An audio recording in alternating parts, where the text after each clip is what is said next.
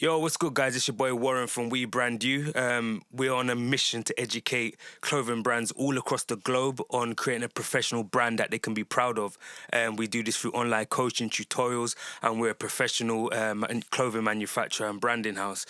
Guys, this is a brand new podcast that we're doing that I'm going to be delivering personally each week throughout 2019 and hopefully onwards from there as well. So today's podcast is literally how to make your first 10 sales. There's nothing that I've seen more.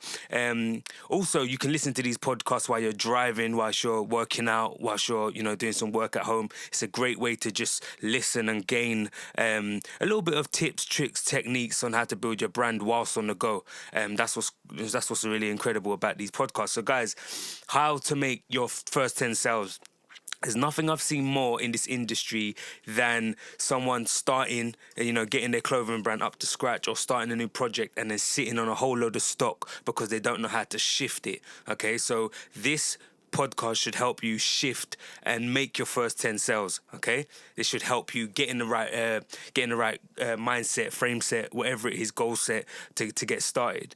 Your first sales are important. They're the sales that's going to get your momentum going and help you refine your ideas and your strategy and tell you, this is going to work, this is not going to work. Naturally, though, your first sales, statistically, they say your first sale is always your hardest to get. Once you can get that, you pretty much tweaking, and it should be downhill from there. So, the number one is to send an email to your pre-launch list. We've discussed it before in some of my videos, but generating a buzz and an email list, even a small one, that's key.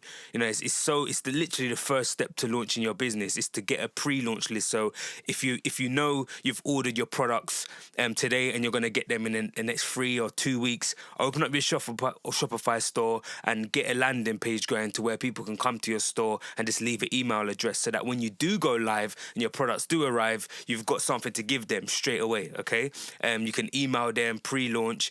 These people are likely going to be your first sales because they're qualified. They've already given you their email address, so they know they're interested in what you've got to offer. They've almost, raised their hand in the classroom and said, yep, I'm interested.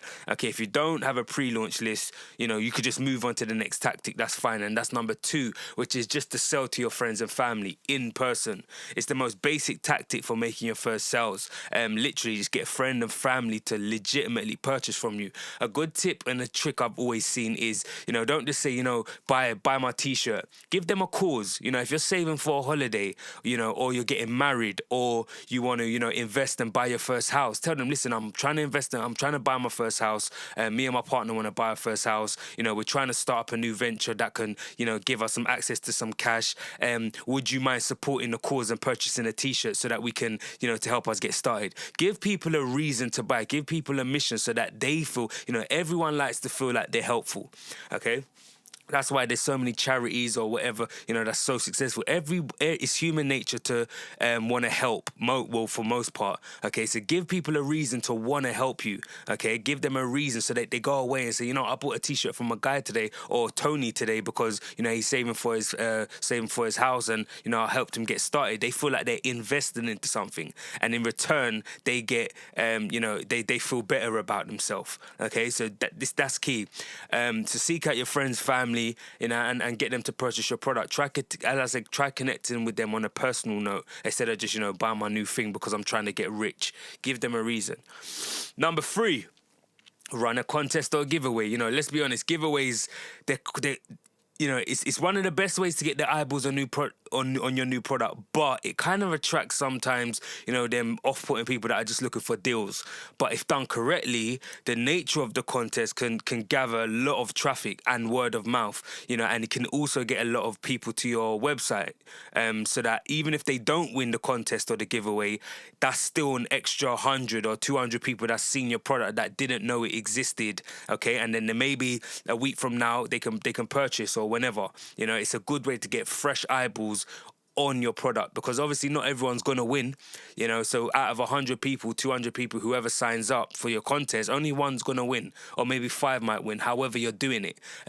So you're going to have an X amount of other people that have just checked out your product that might like it and might also buy. Number 4 is strategically selling to your friends through social channels. So the other one was, personally, but this one is strategically selling to them through social media, like Facebook, Instagram, Twitter, whatever you're on. Before you go announcing your store and products to everyone, just try, taking a more smarter approach, using, hanging out with them in the groups or whatever, the group chat, or at a party or whatever. Just get their social media, dip your toes into social media.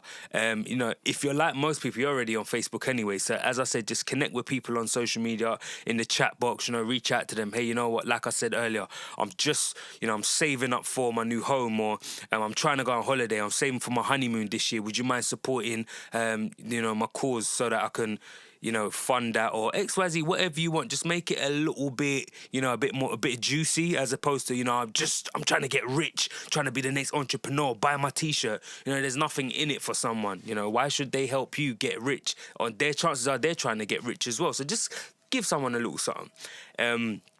Number 5 is sell on eBay and other marketplaces. eBay is key. I sell on eBay and Amazon. Away from We Brand New, I've got 2 other businesses that I've solely built on eBay and Amazon. They're private label businesses, but the power of these marketplaces, like eBay attracts, I think, what is the statistics? About 1.2 million people to their website a day, and you only need, 50 sales a day to actually live a great lifestyle, and that's just the start of it. Okay, so out of you're trying to tell me 1.2 million people come on the site a day, and you can't snatch 50 people. The chances of you snatching 50 people and getting them to buy your product is high, super high. So the power of these platforms are incredible. But it means testing everything. Just like your website, you have to test what works. You have to test the pictures, test the write up, which is the description, test the price, test the sizes, test the keywords in your title. These are ideal when starting businesses, because these, as I said, these marketplaces already have traffic and people are already searching for these products. So this provides you with a boost when you're first starting out and working on your SEO, and we'll get into the other things, later. But it's a perfect place to just whack it up and get straight sales instantly. I think one time, let me tell you the power of eBay. One time, I had a camera. I was selling my camera. I think this is about a year ago. I sold my camera. It was a Canon or something like that. Sold it, and I literally uploaded the camera to eBay.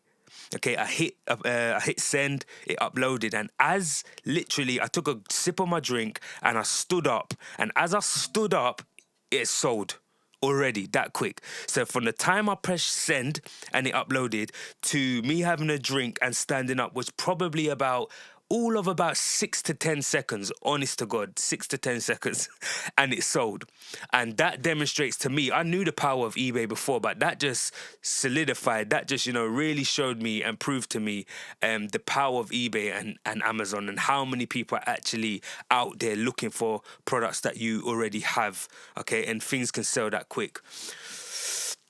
So number 6 is... I've got written down here. Number 6 is launch some Facebook ads. Okay. Number 6 is launch some Facebook ads. That's a whole nother podcast. I'm gonna go deep sea diving into that podcast in the next couple of weeks. But for the most part, launch some Facebook ads. Facebook allows some of the most precise ad targeting than any platform that's out there. Meaning, if you are selling clothing brands for dog lovers, and the picture of the dog on your t-shirt is, our station, you can go into Facebook and you can target our station owners. Okay, because let's face it, someone that owns a Chihuahua is probably not going to buy your our station t-shirt. Okay, someone that's going to buy a Our Station t-shirt is probably an Our Station owner, someone that loves Our Stations. Okay, so but you can specifically target Our Station owners, and target and get them to see your ads. So you're not wasting your money showing, just dog people. You're showing specific people that are going to be interested in your product, and that's powerful. That's powerful. When you first start out, though, advertising on Facebook, you're going to have to pay quite a big amount for your first customer. That's normal.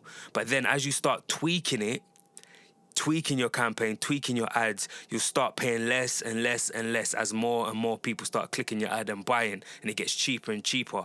Your first sale shouldn't be about profitability anyway. If you went to any kind of business school, or even if you didn't, I'm here to tell you, your first sales shouldn't be about making money. They should be about finding your market, finding what fits in your market, because your first customers are just they're going to tell you what's good and what's bad about your product and what you need to fix and get better. Okay, and then if you tweak those things and you fix them, more and more sales are going to come through. They're just they're your testing market. They're your audience that are going to tell you what's right and what's wrong about your product or your experience. Okay, so you don't use them as your be all and end all. Let me get a sale and keep this £10 that I made from this first sale. Invest that, use that, ask them questions. What can I do better? What do you like about this t-shirt? What don't you like about this t-shirt? Do you think we should introduce tracksuits? Do you think we should do caps? Ask them, use them questions, and most of the time they'll be happy to help. Number 7 is utilizing Instagram's page shoutouts, meaning paying influencers to promote your product and drive traffic to your website. And an influencer is someone with maybe 10,000 or more followers. Okay, that I'm just going to use the number 10,000. Some people, we all know there's people out there with 500,000, 1 million, but obviously they're going to charge more. The more followers an Instagram page has, more legit followers an Instagram page has, the more they're going to charge. Okay, so prices are going to range. However,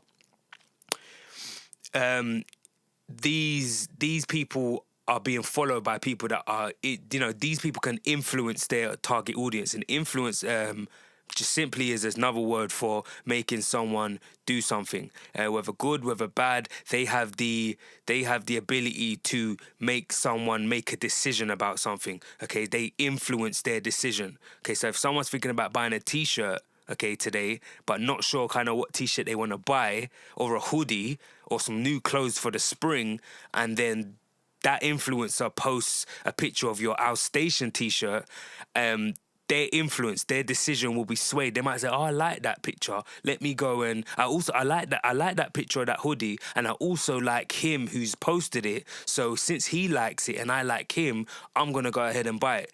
Okay, these are all of the inner workings of the brain and psychology and cell psychology. So they're called influencers, and you pay them to repost your product. Sometimes they'll wear it. Sometimes it'll just be a picture of your product. Sometimes they can charge anywhere from £20 right up until £10,000 for some of the bigger ones. But start small, test your market, see what comes back, and then adjust from there. Number 8 is Google. Set up a Google AdWords account right now. I'm giving you actionable advice right now that you can go off and do right now. None of that fluff stuff. So get your pen and pad out, get your laptop out, and go and set up a Google AdWords account. Okay, Google is I think it's Facebook, YouTube, and Google. Those are the top 3 sites used worldwide by everyone. Okay, I think they use up 80% of the traffic online. Everything else is just irrelevant. It's YouTube, Facebook, and Google. Okay, so if you're advertising on Google and you've got a new product that no one's ever heard before, like you're gonna want to consider maybe skipping AdWords, because no one's searching for that product.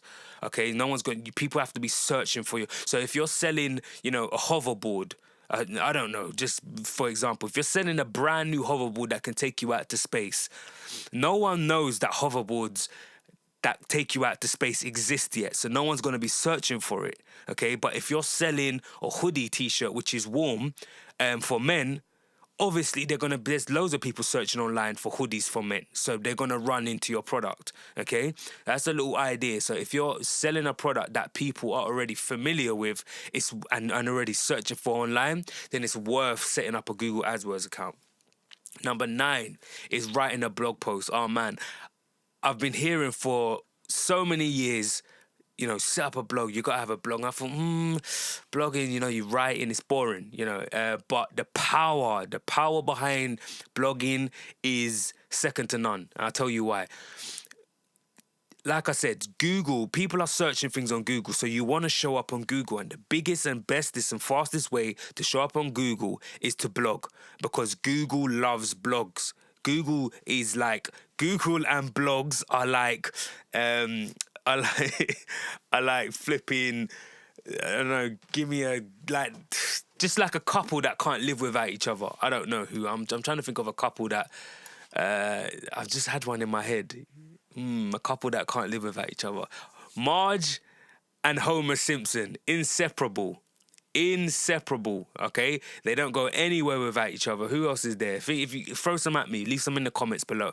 Okay, they're inseparable. So if you've got a Shopify store, the key thing about Shopify is that it comes with a blog. So you want to blog, but the key to blogging is to blog helpful things about your industry, not just, this for sale, that for sale. Blog helpful things.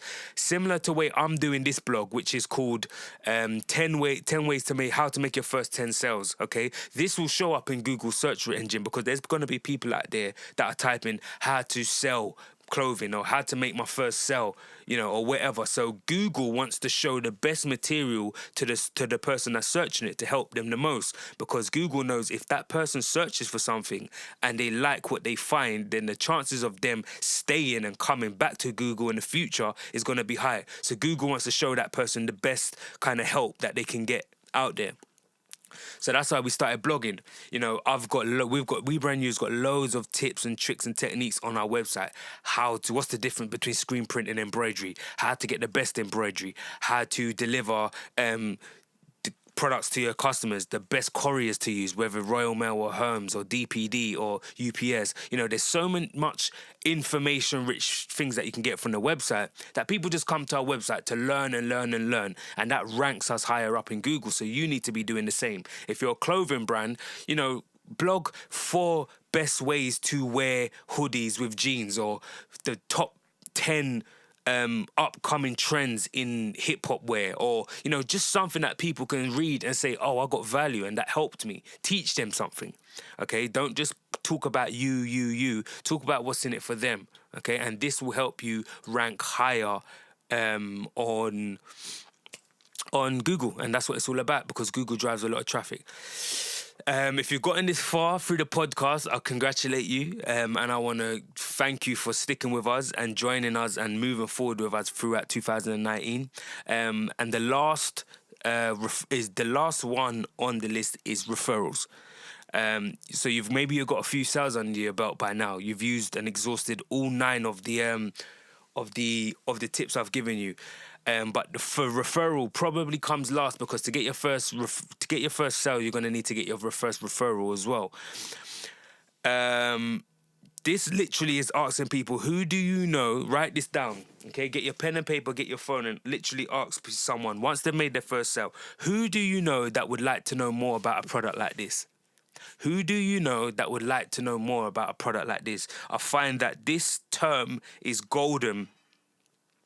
It's golden. It's way better than asking someone, do you know anyone that wants to buy my product as well? No.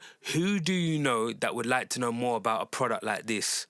Okay, it takes the pressure off them. You're not demanding they tell you something. You're just simply asking them, is there anyone that would like a product like this? And they can say yes, they can say no. It depends on whether they want to help you or not. They just might not. Who knows? But getting referrals is the way you're going to grow your business, okay? So, guys, your first sales, like I said, are some of the important ones. That's what's going to ignite the engines, get the momentum going. And the most important of them to keep in mind is that your first sales are some of the hardest. Why, you're trying to find your way, you're trying to understand the market, you're trying to understand your recipe for success, your niche. But don't be afraid to spend a little bit of money, give out a few discounts, get that initial traction, get that initial reaction going. Profits will come in time. You just got to learn to fine-tune your business. Okay, once you get your sale, don't just think, yeah, that's it, now I'm happy, this is what I'm going to do forever.